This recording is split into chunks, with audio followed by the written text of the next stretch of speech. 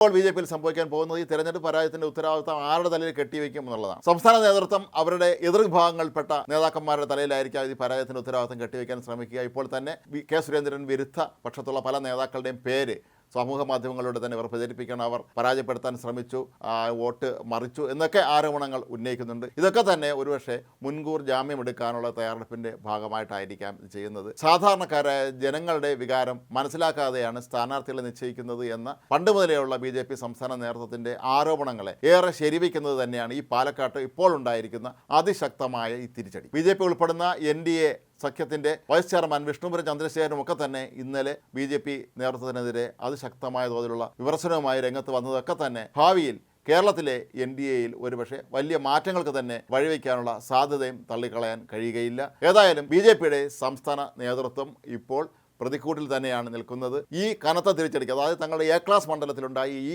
അപമാനകരമായ തിരിച്ചടിക്ക് അവർ തന്നെയായിരിക്കും ആത്യന്തികമായി ഉത്തരം പറയേണ്ടി വരിക.